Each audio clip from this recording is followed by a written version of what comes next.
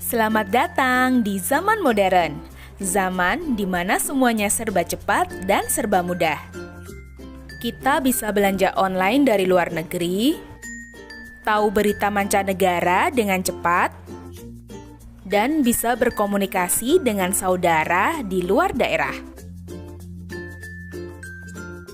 Itu semua bisa terjadi karena teknologi. Teknologi bisa mempersempit ruang dan mempersingkat waktu. Dan itu semua adalah dampak dari globalisasi.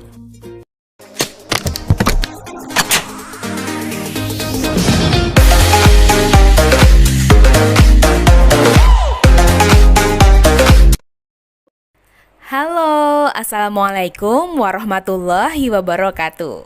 Salam semangat selalu. Anak-anak, bagaimana kabar kalian hari ini? Semoga kalian semua dalam keadaan sehat ya. Pada hari ini kita akan belajar materi tentang globalisasi. Apa sih yang akan kita pelajari dalam materi ini? Jadi, simak baik-baik ya. Jadi, yang akan kita pelajari dalam submateri globalisasi ini yaitu yang pertama tentang pengertian globalisasi. Yang kedua, bentuk-bentuk globalisasi. Yang ketiga, dampak globalisasi. Dan yang keempat adalah upaya menghadapi globalisasi. Apa sih globalisasi itu? Globalisasi diambil dari kata global atau universal. Dan yang pertama kali menggunakan istilah globalisasi adalah Theodore Levitt tahun 1985.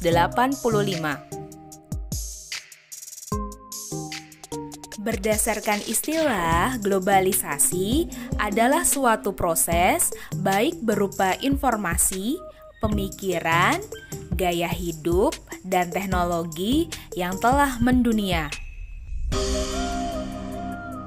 Globalisasi identik dengan global village, yaitu di mana batas negara menjadi semakin memudar karena adanya teknologi informasi. Lalu, kok bisa ya menjadi pudar? Ada yang tahu anak-anak? Iya, betul.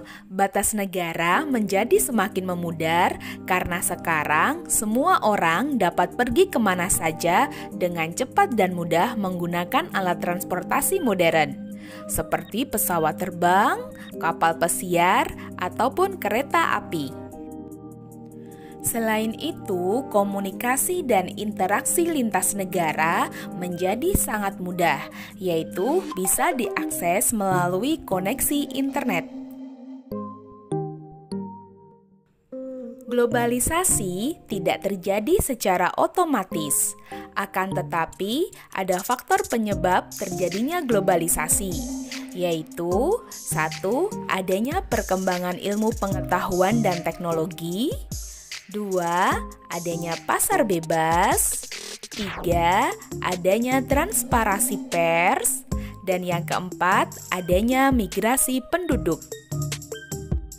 Bentuk-bentuk globalisasi. Yang pertama adalah globalisasi bidang budaya. Globalisasi budaya adalah penyebaran gagasan, makna, dan nilai ke seluruh dunia dengan cara tertentu untuk memperluas dan mempererat hubungan sosial. Proses ini ditandai oleh 1. Konsumsi budaya bersama yang dibantu oleh internet. Yang kedua, media budaya masyarakat. Dan yang ketiga, perjalanan luar negeri. Adapun contoh globalisasi bidang budaya, yaitu 1. Penggunaan bahasa Inggris sebagai bahasa internasional. Hal ini menjadikan semua orang belajar bahasa Inggris untuk dapat berkomunikasi dengan masyarakat dunia.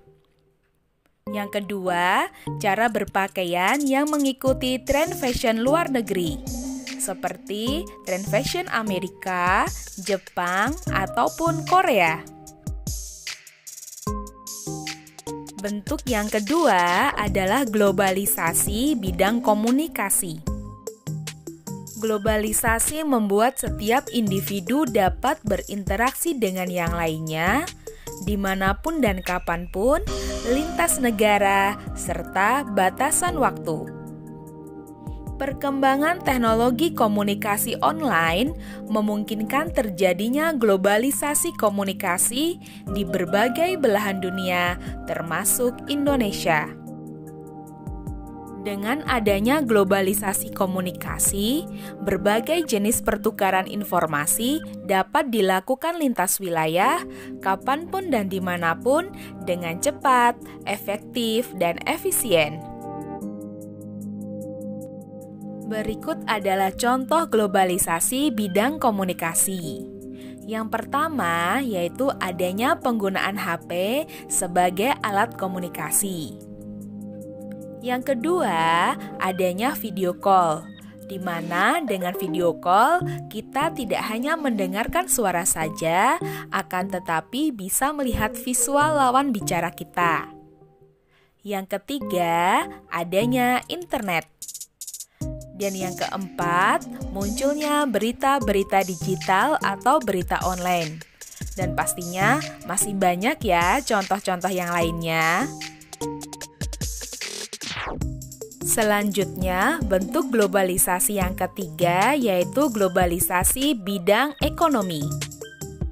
Globalisasi ekonomi merupakan suatu aktivitas ekonomi dan perdagangan secara global dan terbuka. Dalam globalisasi ekonomi, berbagai negara di dunia menjadi pasar yang satu dan semakin terintegrasi tanpa mengenal batas teritorial atau kewilayahan antar negara. Globalisasi ekonomi berkaitan erat dengan perdagangan bebas. Adakah yang tahu apa maksud dari perdagangan bebas? Iya, betul. Perdagangan bebas yaitu sistem perdagangan yang semakin luas dan menghilangkan hambatan-hambatan yang dapat mengganggu lancarnya perdagangan internasional. Adapun contoh dari perdagangan bebas yaitu ada EFTA.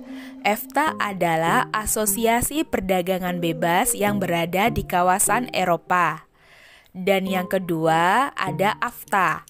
AFTA yaitu asosiasi perdagangan bebas yang ada di masyarakat anggota negara ASEAN. Dan yang ketiga ada OPEC. OPEC adalah organisasi dari negara-negara pengekspor minyak. Adapun ciri-ciri yang menandai globalisasi ekonomi, yaitu yang pertama, beroperasinya suatu perusahaan di lebih dari satu negara. Perusahaan ini memproduksi dan menjual hasil produksinya secara internasional. Yang kedua, mencari keuntungan yang kompetitif dan memaksimalkan laba. Yang ketiga, memiliki kemudahan jangkauan geografis yang membuat perusahaan dengan cepat memindahkan berbagai sumber dan operasi di seluruh dunia. Yang keempat, menguasai 3/4 perdagangan dan sekitar 1/3 dari seluruh output perekonomian global. Yang kelima, batas suatu negara akan menjadi kabur. Dan yang keenam, membuka peluang pasar produk dari dalam negeri ke pasar internasional. Yang keempat adalah globalisasi di bidang iptek. Globalisasi iptek adalah perubahan suatu sikap kemajuan individu ataupun kelompok dalam bidang ilmu pengetahuan dan teknologi. Pesatnya perkembangan iptek mendorong semakin cepatnya globalisasi. Iptek merupakan kekuatan utama dalam meningkatkan kesejahteraan yang berkelanjutan dan peradaban suatu bangsa. Adapun contoh globalisasi di bidang iptek, yaitu yang pertama, pemanfaatan teknologi pengganti mesin sebagai alat produksi. Dan yang kedua, pemanfaatan teknologi komunikasi dan informasi. Dan yang terakhir adalah globalisasi di bidang transportasi. Globalisasi transportasi, yaitu suatu proses perubahan yang terjadi secara cepat dalam bentuk kelompok maupun terjadi di seluruh dunia dalam bentuk transportasi. Transportasi adalah pemindahan manusia atau barang dari satu tempat ke tempat lainnya dengan menggunakan sebuah wahana yang digerakkan oleh manusia ataupun mesin. Contoh globalisasi transportasi antara lain 1. Penggunaan kereta cepat atau Shinkansen yang berada di Jepang. Yang kedua, penggunaan pesawat terbang tanpa pilot. Yang ketiga, penggunaan mobil atau bus tanpa sopir. Dan yang keempat, penggunaan radar. Globalisasi di bidang transportasi ini menjadi semakin berkembang karena didorong oleh beberapa faktor. Apa saja faktor itu? Yang pertama, karena manusia menginginkan adanya perubahan.